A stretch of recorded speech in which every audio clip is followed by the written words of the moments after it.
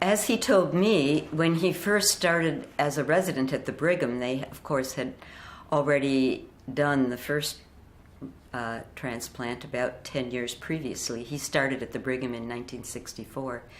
And at that time, they were doing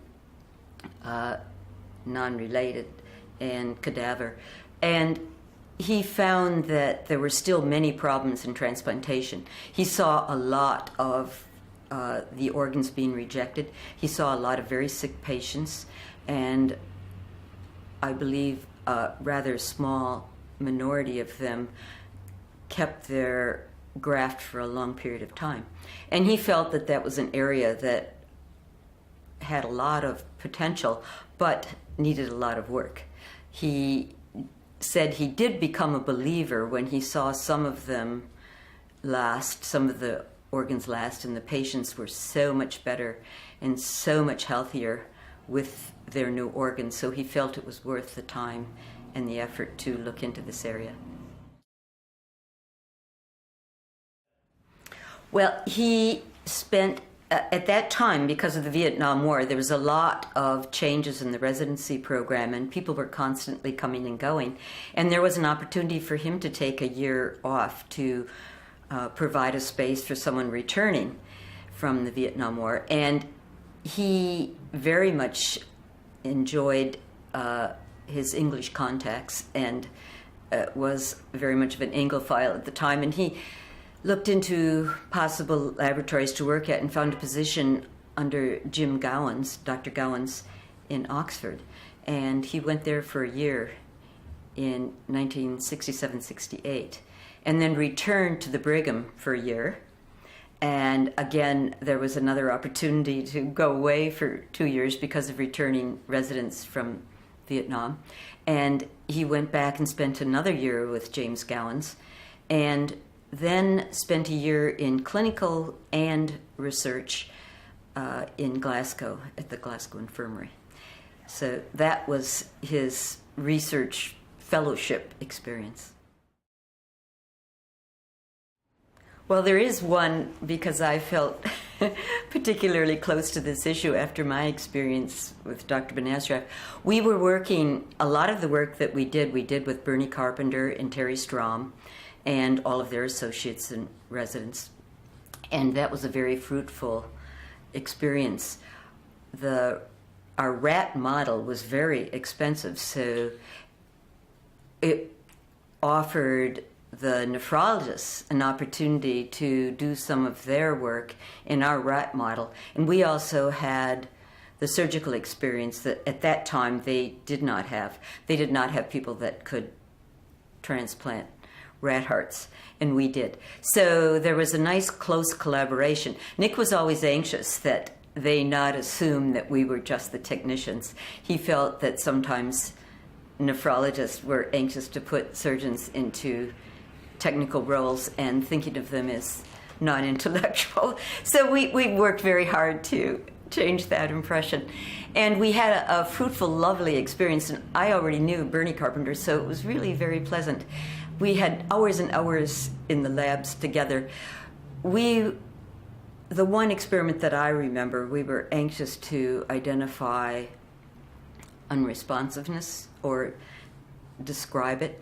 And we were able to, we think, and I hope it still holds true, transfer thymocytes and identify unresponsiveness in the recipient of those non-responsive thymocytes. And that paper was, I think, Nick's only paper published in the Journal of Experimental Medicine. And he was very pleased because, of course, we had to use Bertie Carpenter as our entree to the Journal of Experimental Medicine.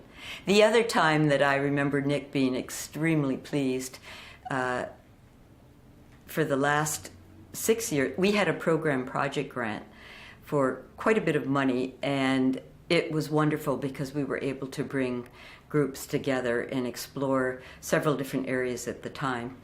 And that was something that brought Nick great pleasure, and was at the time when he had less clinical responsibilities and could put more effort into basic research.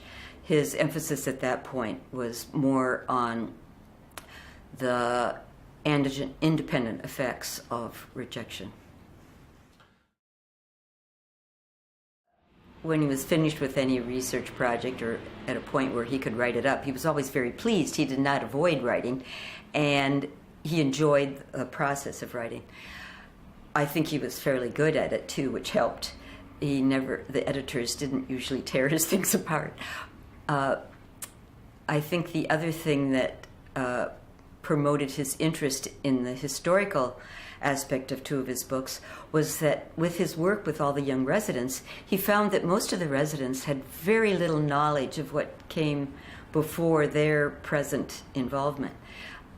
Some of them didn't have any knowledge or interest, and I think Nick wanted to let certainly the medical community and maybe the population at large know what efforts went into bringing us to the point that we were at that time. And so he got very interested in he started to collect things. Before he ever published his first book, he said he was collecting information for about 8 years.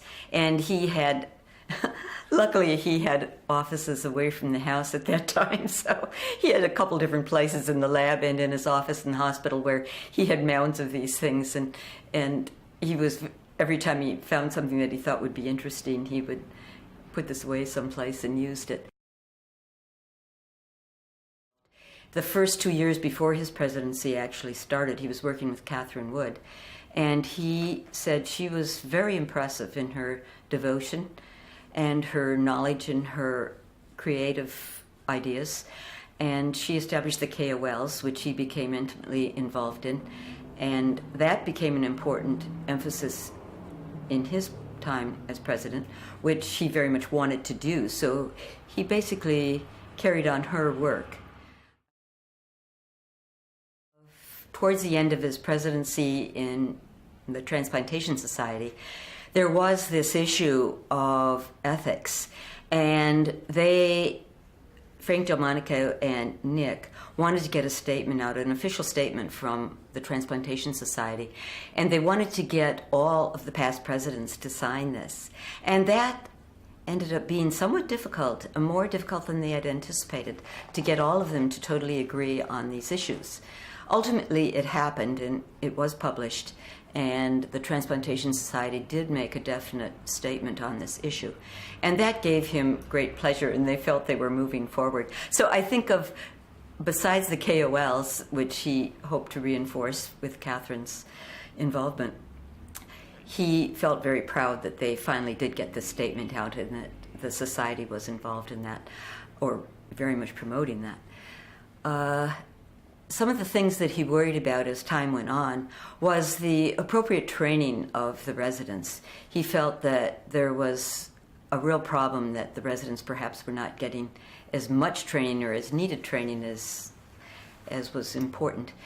The other thing that he felt was that there wasn't time for a lot of surgeons that wanted to do more research or were interested in doing research. They just didn't have the support. A lot of them needed financial support because they had large debts from medical school, which people from his era didn't generally have. He felt that there was an emphasis that departments had on making money, accruing money, and transplantation was not an area where one could accrue a lot of money for the department.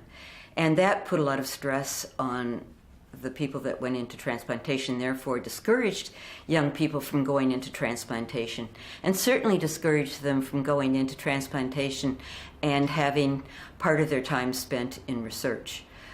And he thought that was going to be a huge problem for transplantation to move forward, and that there were people that were willing to go in as full-time researchers, PhDs, or even surgeons and physicians that decided to spend full time in transplantation, but they needed funding, and the departments often didn't have the money. They didn't have hard money that they could devote to that, and they would only accept these people in their departments and give them a salary if they had grants. And all those things were getting to become a very big issue at the time that he had stopped being president.